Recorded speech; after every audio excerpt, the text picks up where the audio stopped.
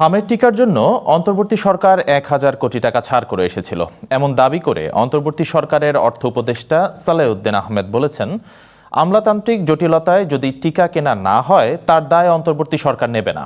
One নিউজকে দেয়া সাক্ষাৎকারে তিনি আরও বলেন, অন্তর্বর্তী সরকারের ডিপ স্টেট বলে কিছু ছিল না, তবে যা ছিল সেটি আসলে প্রেশার গ্রুপ।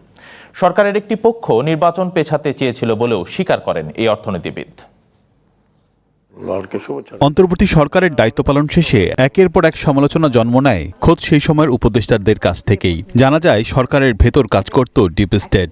নির্বাচন পেছানোর জন্য কাজ করেছে একটি পক্ষ। সরকারতন্ত্রে আমেরিকার প্রভাব ছিল স্পষ্ট, আর হামের টিকাটা অর্থ ছাড় না হওয়া নিয়ে আছে সমালোচনা। এবার অন্তর্বর্তী সরকারের অর্থ উপদেষ্টা ওয়ান নিউজের মুখোমুখি। তিনি জানান, ডিপ স্টেট নয়, বরং সরকারের বিভিন্ন পর্যায়ে কাজ করত প্রেশার গ্রুপ। আমাদের সময় প্রেশার গ্রুপটা মোটামুটি কিন্তু একটু ডরমেন্ট ছিল, কিন্তু যখনই দিন যাচ্ছিল যে আমরা ইলেকশন দেবো কি না দেবো একটা আনসার্টেনটি ছিল।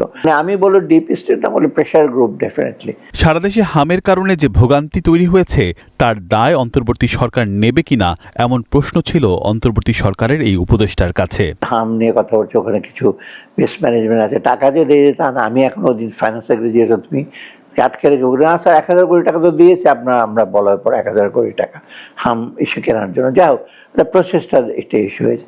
ওটা সব ব্যাপারে যে আমরা খারাপ করেছি, কোনোটাই ভালো করে, এই জিনিসটা শুনতে খুব ভালো লাগে না। যাও, আমরা কন্ট্রাডিক্ট করি এটা পারি। নির্বাচনের মাত্র ৩ দিন আগে আমেরিকার সাথে বাণিজ্য চুক্তি নিয়ে ব্যাখ্যা দেন তিনি। সময়ের ব্যাপারটা একটু ইস্যু হয়তো যথেষ্ট আলোচনা করার, কিন্তু এইখানে কতগুলো জিনিস আছে, এটা এখনো পর্যালোচনা করার ব্যাপার আছে, যেটা মালয়েশিয়া অলরেডি বলেছে আমরা এখন ইমপ্লিমেন্ট করবো না, ইন্দোনেশিয়া বলেছে। কিন্তু এইখানে দেখবেন প্রায় অনেকগুলো শর্ত ওরা দিয়েছে এবং ওরা কিছু শর্ত পালন করবে। মেইন ইস্যু হচ্ছে ডেফিসিটটা কমালে তখন আমরা ওদের সাথে ইস্যু করবো। কেন বিভিন্ন সময়ে সমালোচনা করে নিজেরাই অর্থ ছাপিয়ে ব্যাংকগুলোকে ঋণ দিয়েছেন, সেই প্রশ্ন ছিল সাবেক এই গভর্নরের কাছে।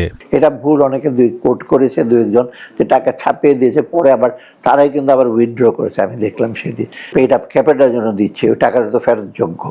মানে সেই জন্য আমরা বলছি ৩ বছর এটা থাকবে, ৩ বছর কিন্তু খুব বেশি সময় না। এটা কিন্তু নতুন টাকা ছাপে না, বাংলাদেশ ব্যাংকের ট্রেজারি বিল ওই এজেন্ট মেকানিজম সরকার বড় করতে পারে। তার মতে অর্থনৈতিক সংস্কার ছিল দেশের মঙ্গলের জন্য, এটি না করা হলে আরেক দফা পিছিয়ে পড়বে দেশ।